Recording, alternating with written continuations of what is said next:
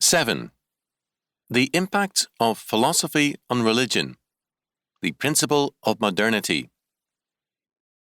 With the rise of modern philosophy, a reversal of roles took place between theology and philosophy. In a few medieval thinkers such as Anselm, and in much Calvinistic thought, theology determined philosophy. Earlier, in scholasticism, philosophy had gained the upper hand as a result of Aristotle's influence. With the Enlightenment, modern philosophy began its capture of church life and theology, which, as a result, became an echo chamber of culture, reflecting rationalism, experientialism, the new inspiration, and the charisma of the new. The starting point of modern philosophy with Descartes was the autonomous mind of man as ultimate and judge and arbiter over reality. It was this autonomous reason which became the starting point for theology as well. The foundations for this rationalistic approach were fully developed by Bishop Joseph Butler, 1692 to 1752, in The Analogy of Religion. Butler presupposed first the autonomous mind of man as the judge, competent to decide whether or not God exists and religion is true, and second, he assumed that this autonomous reason is or can be neutral and unprejudiced. With these presuppositions, he could conclude, quote, "To an unprejudiced mind, 10,000 instances of design cannot beprove a designer." End quote. Third, the certainty of this autonomous reason is its own existence and ultimacy. All other knowledge has, at its best, only probability. Butler's introduction made this point as a preliminary to the quote-unquote evidence for natural religion and Christianity. Quote, "Probable evidence is essentially distinguished from demonstrative by this, that it admits of degrees and of all variety of them, from the highest moral certainty to the very lowest presumption.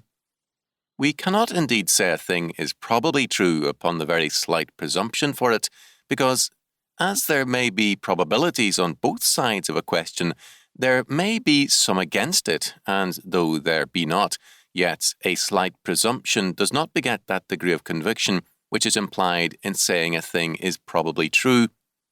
But that the slightest possible presumption is of the nature of a probability appears from hence, that such a law, presumption often repeated, will amount even to a moral certainty.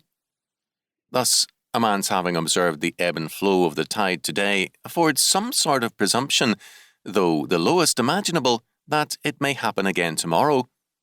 But the observation of this event for so many days and months and ages together as it has been observed by mankind gives a full assurance that it will.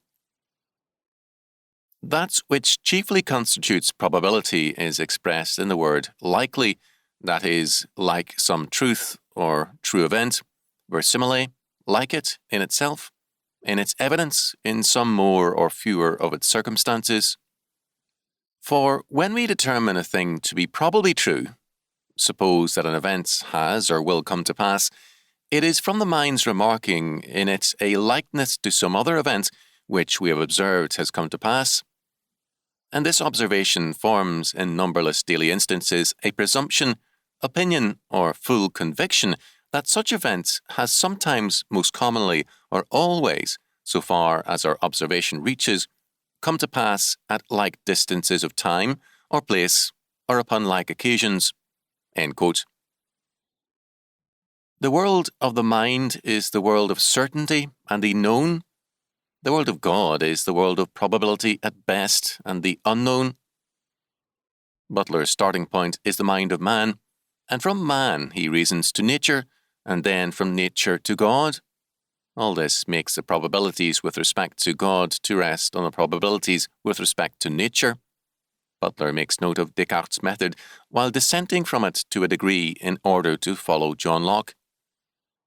Fourth, Butler not only reasons from the known to the unknown, but he assumes, as Van Til has shown, quote, that the unknown will be to a considerable extent unlike the known, end quote, because it transcends it, but its basic constitution is similar to that which we know, so that, with respect to Christianity, quote, We are, according to Butler, in a position to believe it primarily because it is like the constitution and course of nature." End quote. This is anthropomorphic religion. God is made in man's image rather than vice versa. And the conclusion of the new theology has indeed been the exaltation of the future man and his society as God. However, just as the objective world began to crumble in philosophy, so too in the realm of theology it came to have less and less significance in the face of the overwhelming and autonomous inner reality. The result was pietism, the religion of the heart, of feeling, of experimental or experiential religion. To know the truth now came to mean experience. Truth as experience had an erosive effect on the historical nature of Christianity. In Friedrich Ernst Daniel Schleiermacher, 1769 to 1834, the strands of pietism and Kantianism merged to war against metaphysics and dogma in religion. Schleiermacher set up a, quote, "religious phenomenalism. It is no virtue to degrade the autonomous intellect if one sets up in its stead an autonomous feeling." And that is precisely what Schleiermacher does. In his theology, it is still the human personality as such that has the final criterion or truth within itself. End quote. For Schleiermacher, the natural inspiration of the heart and its communion with the Absolute outweighed all dogmas. He ignored the doctrine of the inspiration of Scripture in favour of his implicit doctrine of the natural inspiration of the religious sentiments of man. Some have attempted to hold that Schleiermacher had a God-centered theology because his idea of the religious consciousness of man is that it is a feeling of absolute dependence. But Schleiermacher does not say that it actually is absolute dependence, but rather that it is a feeling of absolute dependence. He separated religion from metaphysics and from any need or necessity to have true knowledge of God and himself, and instead located religion entirely in the realm of feeling. The way was prepared for an existentialist faith. Doctrine was reduced to experience and consciousness. Quote, "Thus, sin is understood rather as unholiness than as guilt before God, redemption rather as sanctification than as justification, Christ's death as a simple incident in his life of self-sacrifice, atonement as the setting forth of the union of God with man, the mode of attaining to salvation as a spiritual realization of this union through the embracing of Christ in love. The Holy Ghost is presented as simply the collective spirit of the Church, as resulting from the union of human nature with the divine." End quote. The stage was thus set for the assertion of the full principle of modernity. The Unitarians who went on to formulate the religion of humanity made this their first principle. O.B. Frothingham, 1822 to 1895, wrote, quote, "The interior spirit of any age is the Spirit of God, and no faith can be living that has that spirit against it. No church can be strong except in that alliance. The life of the time appoints the creed of the time and modifies the establishment of the time." End quote. Sade asserted the doctrine of natural inspiration for the individual. Whatever any individual, uninfluenced by Christianity, chooses to do is a product of natural inspiration and is not to be denied. Frothingham's doctrine of natural inspiration and infallibility is not individualistic but collectivist. It is the spirit of the age which is the Spirit of God, the general will which represents the truth of the age. In terms of this, Frothingham would logically have opposed Sade's sexual ideas when held by Sade alone, but in a Sadean sexual revolution such as is now underway, he would logically have seen them as the Spirit of God and the necessary creed for the Church. For Frothingham, truth is entirely relative to the historical movement of the day. History is the new God, and man as the historical animal is, in his general will, the expression of God. In Paul Tillich, theology as anthropology moved a step forward. Karl Barth had still used the terminology of orthodoxy while speaking the language of a post-Kantian dialecticism. His God was thus a limiting concept, not a reality. In Tillich, being was denied to God, who was presented as neither being nor non-being. The Death of God school openly declared that God is dead because man has by definition excluded him. According to Altizer, as he defines history, quote, this meaning of quote-unquote historical is intimately related to the modern idea of quote-unquote historicity, for in this perspective, historicity means a total immersion in historical time, an immersion that is totally isolated from any meaning or reality that might lie beyond it. End quote. In terms of this, only man can be historical and God is, by definition, non-historical. The idea of the sacred is separated from God and attached to time, so that history rather than God becomes the subject of religion. However, because the idea of the sacred is detached from God, it becomes profane, and the idea of the profane becomes the basis of much more theology. In the new anthropology, man, as Feuerbach hoped, has taken the place of God, and the significance once attached to God is now assigned to man. Moreover, according to theologian Sam Keen, quote, modern man understands himself as belonging totally to the flux of history. Since he can believe only in what he can experience and think, and since his modes of thought are empirical, pragmatic, and operational, he finds himself increasingly cut off from the possibility relating in hope to any transcendent reality. The ancient, amphibious character of man is denied. Modern man lives a profane life. The virtues of faith and hope are impossible for him. It would not be too extravagant to say that the fundamental thesis of the new view of man which is coming to dominate the 20th century intellectual is that modern man has become post-human, end quote. God cannot be, quote, conceived as being, end quote, according to Catholic theologian Leslie Dewart. What then is the religious hope if it is not God? The answers are many, and they are essentially similar, whether from Teilhard de Chardin or from American theologians. In the words of Father Metz, a University of Munster theologian, the hope of the Church, quote, must be realized in a creative militant eschatology, end quote. The University of Tübingen theologian Moltmann calls this neo-Marxist religious goal the theology of hope. The God of such a theology is the future, the realized future of man. He is a God who cannot be in us or over us, quote, but always only before us, end quote. For Moltmann, neither the God of Scripture nor faith are basic, rather it is hope, man's hope of a better world order. Moreover, while this is an historical hope, Moltmann dissolves history into the experience of autonomous man. Banson has called attention to the confusion that results, quote, as the evangelical comes upon Moltmann's initial judgment about the resurrection of Christ, he might gain some encouragement.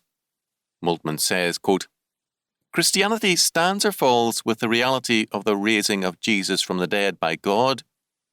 In the New Testament, there is no faith that does not start a priori with the resurrection of Jesus, end quote.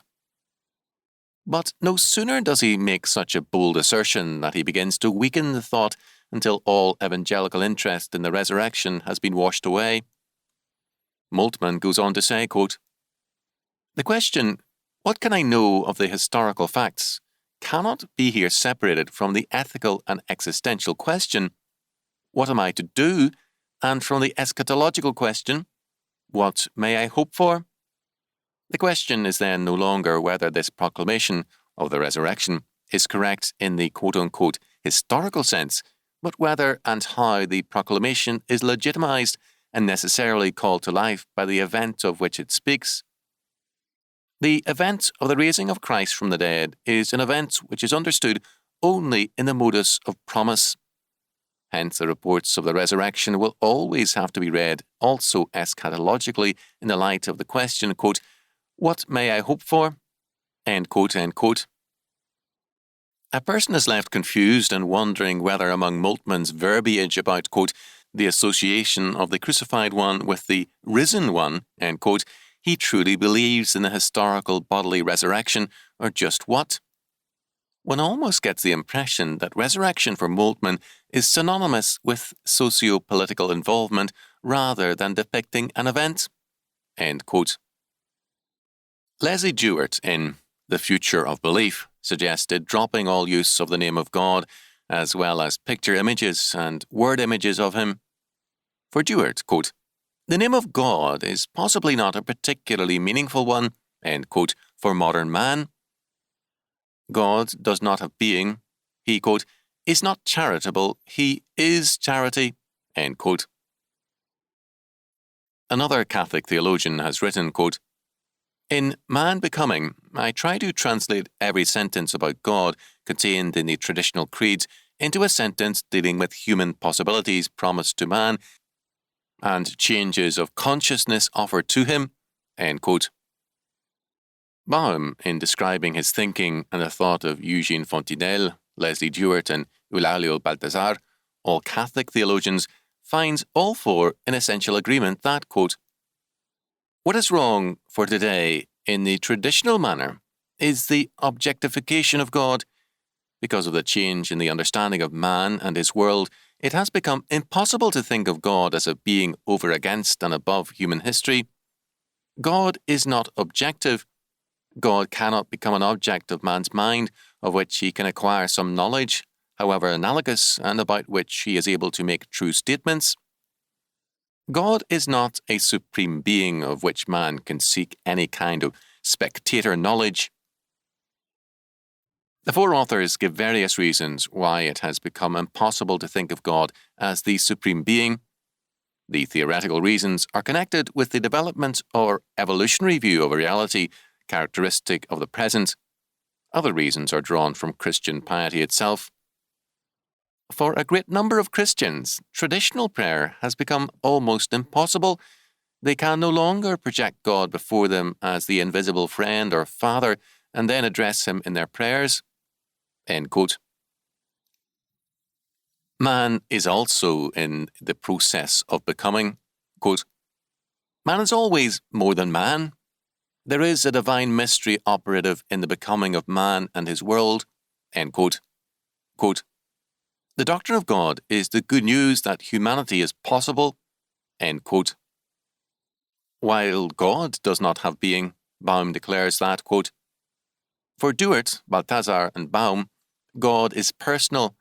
By this they mean that man's relationship to the deepest dimension of his history, the ever-new and gratuitous summons present in his life, is personal, that is, consists of listening and responding, of receiving gifts and being grateful for them, of being called and, like Abraham, leaving the past and moving with confidence into the future." End quote. When God spoke to the young Samuel, Samuel answered, "Speak, for thy servant heareth." 1 Samuel 3:10. In terms of Baum's comment, the modern theologian apparently listens to his consciousness, hears the mystical voice of his self-created future, and perhaps contemplates his navel also, and then answers to himself, "Speak, Lord, for thy servant heareth." This perhaps accounts for the fact that fewer and fewer men are ready to listen to the theologian. They are too busy listening to themselves.